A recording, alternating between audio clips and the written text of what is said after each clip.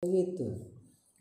Nah, maksud saya dengan melihat gerak diri dari lahir hingga sampai saat ini, itu apa yang mau dirayakan? Selamat ulang tahunnya nih, hari kelahirannya diulangi, terulang di situ kan? Kalau hanya aksidental saja, yang mau dibanggakan? Aksidental kalau cuman harinya tahun sekian, tanggal sekian, bulan sekian, itu aksidental. Kalau yang berubah, yang wujudnya di situ, sayanya misalnya tidak seperti yang di awal. Tanggal 18 Juni tahun berapa puluh tahun yang lalu itu, maksudnya berapa belas tahun yang lalu, bukan berapa puluh, kalau berapa puluh berarti saya sudah berpuluh-puluh tahun ini kan. Berapa belas tahun yang lalu kan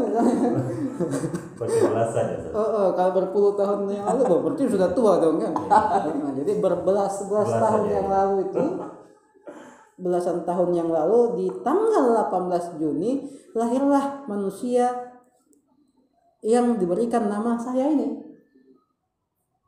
Kondisi saya pada saat itu adalah bagaimana kondisi saya saat itu? Ya, suci kan? Jadi ada aksiden, ada wujud yang aksiden waktu ini menempel ke situ. Kan? 18 Juni ini aksiden menempel ke anak yang lahir pada saat itu, yaitu saya. Jadi ada anak, ada 18 Juni-nya aksidennya, substansinya adalah anak. Nah, ulang tahun artinya apa? Aksidennya berulang pada tanggal sekian, bulan sekian, kan? Lah wujudnya gimana? Substansinya bagaimana? Sayanya bagaimana? Sama enggak dengan yang dulu? Atau lebih buruk? Nah, kan gitu. Kalau beda, lebih buruk, apa yang mau disyukuri? Apa yang mau diselamati? Ketika kita lahir diselamati kan? Selamat lahir, kan? Selamat lahir, diketungkan apalah gitu semuanya kan? Bacakan azan, selamat. Ya kita patut berselamat di situ. Kenapa? Suci Pak, selamat. Selamat bergabung di dunia yang penuh dengan kegelapan. Enggak apa-apa begitu, selamat bersyukur itu kan. Nah sekarang selamat untuk apa? Apa yang mau diselamati?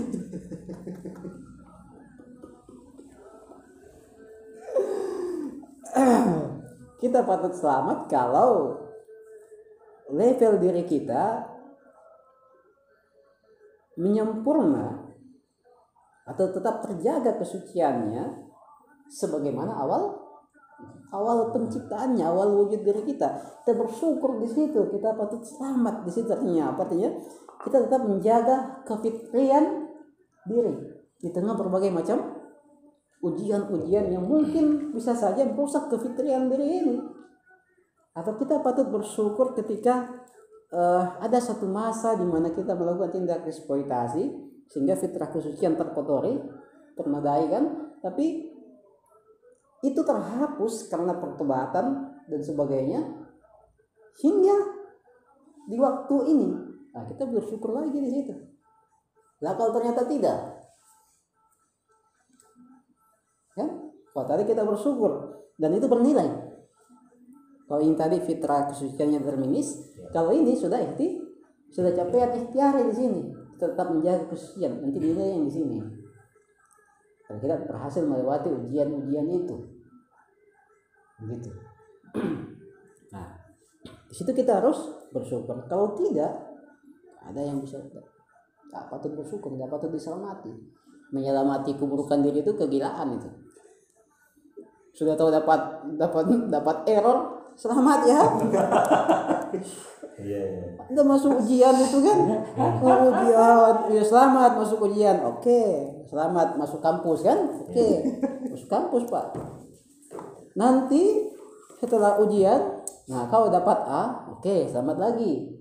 Dapat E, selamat ya. Kegilaan itu Pak. Hina nih. Sudah, apalagi semuanya sudah. Nah bagusnya ini karena ada doa kan. Jadi walaupun misalnya wujudmu buruk sampai saat ini kan, berbeda dengan wujud awalmu, tapi sering ucapan selamat, Yang menghibur itu juga adalah ucapan doa. Itu yang menarik. Jadi kalau selamatnya, saya agak sungkan membalas itu. Terima kasih ucapan selamatnya. Ya Allah. Ini kalau dia lihat hakikat diri kita ini kan, mungkin dia juga nggak ucapin selamat. Iya. Dia cuma berdoa saja itu. Berdoa aja, nggak ngucapin selamat, tapi berdoa kan. Nah kita juga kalau dibilangkan selamat itu agak aneh-aneh, mau jawab sama-sama itu. Selamat ya, wujudnya tambah buruk, sama-sama. Nah untung ada doanya kan, sehingga kita patut bahagia di situ. Artinya itu menjadi sebuah harapan yang nanti kita akan wujudkan kan, kayak gitu. Kemudian juga kita belum bisa bersyukur. Anggaplah misalnya dari wujud awal kita lebih baik hingga saat ini, tapi melihat masih ada banyaknya level-level kesempurnaan yang belum dicapai, karena kesempurnaan itu bergradasi juga kan? Kesempurnaan itu bergradasi, masih ada pengetahuan yang belum disingkap, masih ada level kesempurnaan, tangga kesempurnaan yang belum didaki.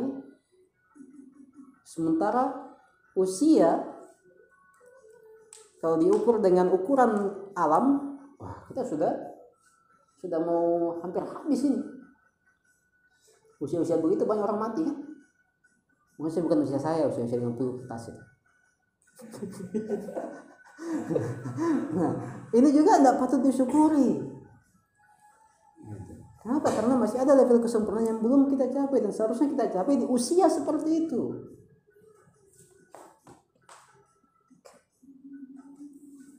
Misalnya kita masuk kampus di usia 20 tahun ya, 19 tahun.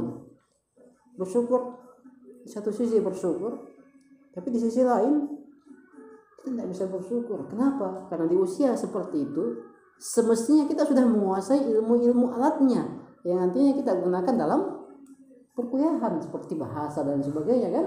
Nyatanya apa?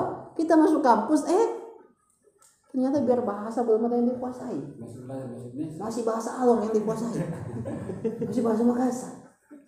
Bahasa ilmiah nggak tahu, apalagi bahasa bule.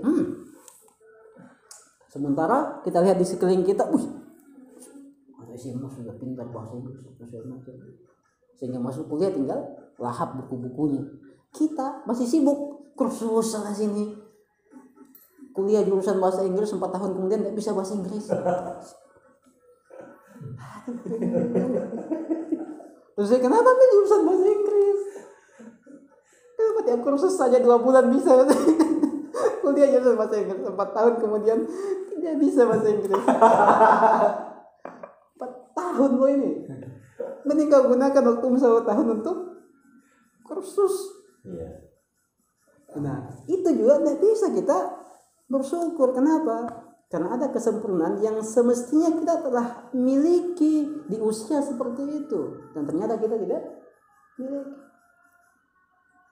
Kalau orang-orang, anak-anaknya para ulama, para sufi, para filosof di usia-usia seperti kita ini sudah berjilid-jilid itu buku. Kita usia sudah hampir botak-botak ini kepala ini kan.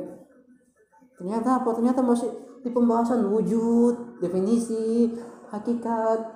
Allah, harus sudah sampai pembahasannya di mana?